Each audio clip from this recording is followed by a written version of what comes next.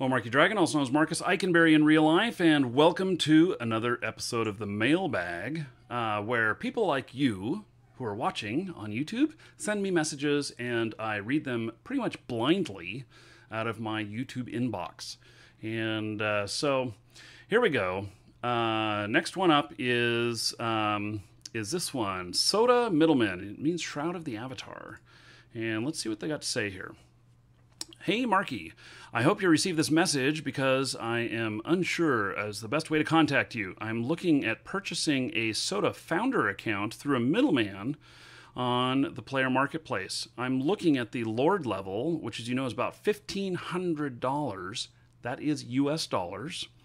I've heard you mention that UO had trusted middlemen, myself being one of them. Yes, I was. However, I've never used this idea, and I'm concerned about making such a large transaction, as you should be. Can you give me any advice on using middlemen? Okay, so as I understand it, my understanding of this is that this thing is to refer a friend at the original price, and it makes a big difference when you are doing such a large transaction. So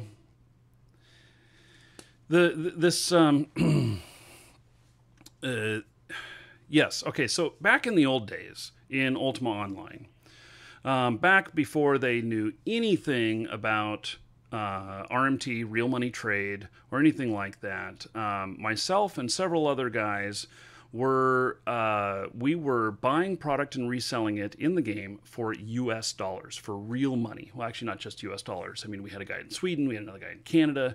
We had another one. I think we had one in Germany, and so whatever the currency was, but we were doing it for real money, and this was something that they had no clue would ever happen. Nowadays, you think of like Chinese farmers or whatnot, but back then they had no idea that anyone would even be interested in something like this. And so what happened is a whole bunch of people got scammed. So people started putting up auctions on eBay and stuff like that, and they started posting these bullshit things that they allowed people to people would win this and then they'd get the money and they would never deliver and they'd run off with the money and stuff. I mean, there was all kinds of fraud issues.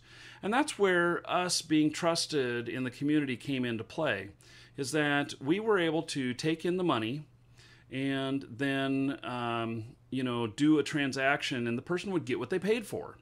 Including sometimes before there was transfer systems in Ultima Online for transferring home ownership from one character to another, with a secure transaction, with actually giving someone gold and the other person getting the house or whatever. And before that, we used middlemen. So the middleman would come up and he would accept the ownership of the house, and then would accept the money from the other party, and then would transfer it both ways, minus the fee, whatever the fee might have been. Fee typically 15%, something like that, and would do that, and so that's one of the ways that we made money in the game, and we were trusted.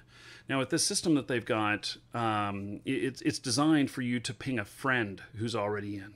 I happen to be one of those people who already has the legendary status or whatever the original. I was in the original Kickstarter for a high level account. There's probably only 50 to 150 somewhere in there accounts that are at the same level as mine, and so people want to be able to buy this and go to people like me. Unfortunately, I'm not doing those transactions. And because it involves me accepting a PayPal payment from you and then me buying the account. And I don't want to go through all the rigmarole of vetting the payment, all of that. If you were a personal friend, it would be different. but I don't want to vet the payment. I would feel obliged to charge you something if I was going to do that kind of service, because there is risk involved, especially when we're talking $1,500. If you're sending it from a stolen PayPal account and then I buy it for you and turn it over to you, not going to happen. So thanks for asking, but it's not going to happen. And there might be people that are doing it. You just have to go feedback of other people.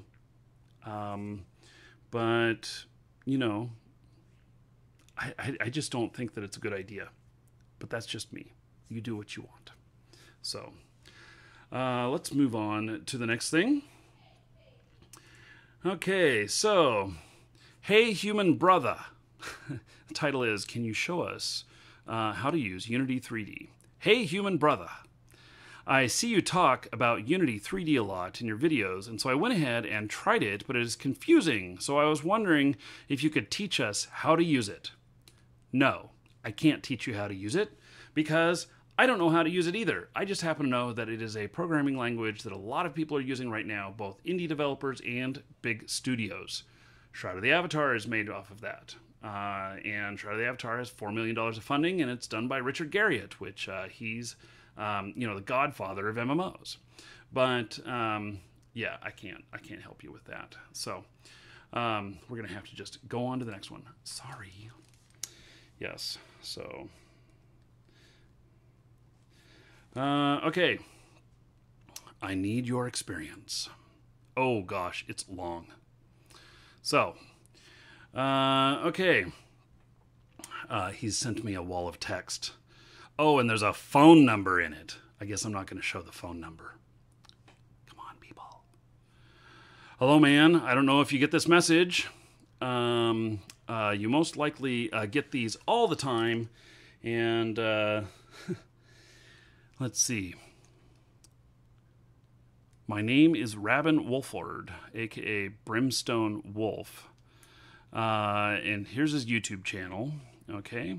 I'm contacting you because I am unemployed coal miner and I have played Blizzard games for years and I need to sell my account. Oh shit.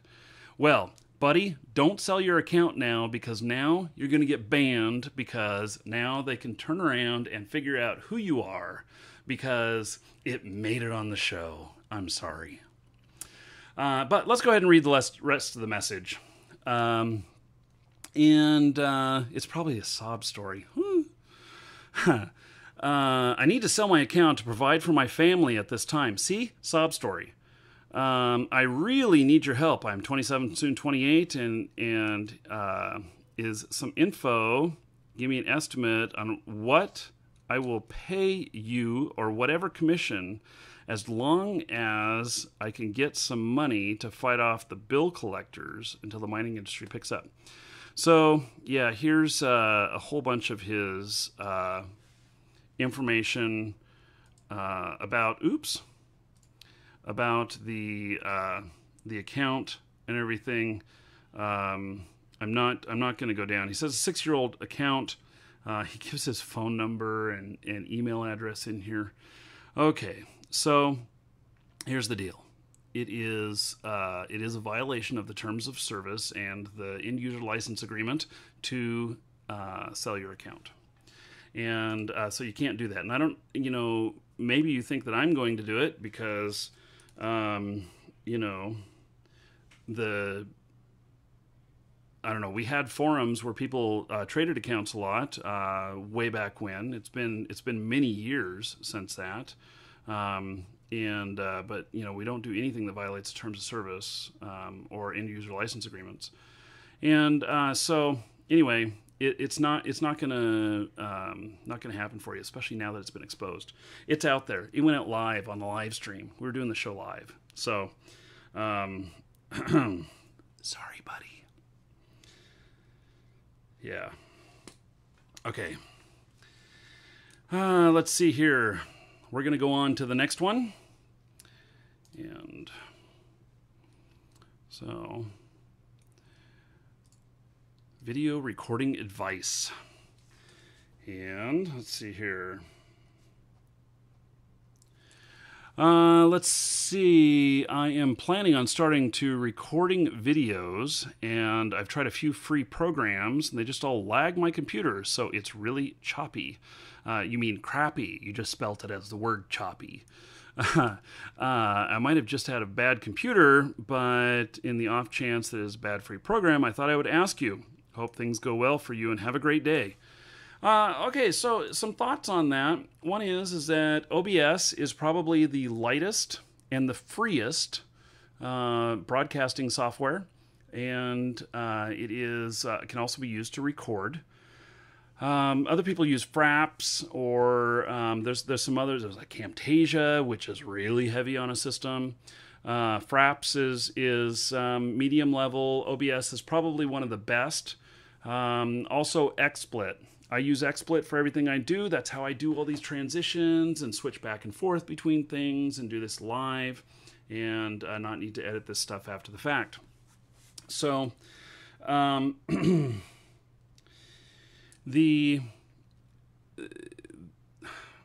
guess that one is it takes a very powerful machine. And so powerful that even with my whole setup here, I have 2 monster machines here. And to lighten the load even more on my main machine that I do my games on, I built a second monster machine. It's my stream machine, which I have video cards mirroring HDMI out into the other machine, and it records everything. Whereas previously I recorded everything on the same machine. When you record everything on the same machine, it takes a lot of resources. And so some advice would be to not try and do 1080p if it's choppy. Try doing 720p. If that doesn't work, try doing 480p. If you have to do less than 480p, forget it. Honestly, it's not going to be very good for you. And if you have multiple machines, well, then maybe that's an answer. Here's how you do it. So I just happen to have this AverMedia card right here, which I'm not using this one yet, but this one's external. It costs the same price as the internals. This one hooks up to a USB 3 port. And so if you have USB 3 on the recording machine, then you can hook this up and you can run a camera into it, or you can run HDMI out from your other machine into this, and it won't take up the system resources. Recording itself is not too hard. Playing a game itself is not too hard. But when you put both on the same machine, it gets really difficult. So, with my setup here, a lot of money put into this because I do this kind of for a living. And casual people wouldn't put this much in, and so you may need a beefier machine is what it may boil down to. And okay, so I hope that helps. You can there is a free version of XSplit now, and I think it's called Game Broadcaster, which is a light version, and then OBS. Open Broadcast Software, I think is what it stands for, OBS, and look for that and use that. So, okay, that is it for the questions in this episode. Thank you for watching. If you'd like to send me any questions, feel free to on my YouTube channel, and they may very well appear on here. And please don't send me any personal information. Not good. We don't want to expose any of that. So, okay, if you're watching live, hang on, don't go anywhere. And if you're watching this on YouTube, just have to wait for another episode later. Take care, everybody.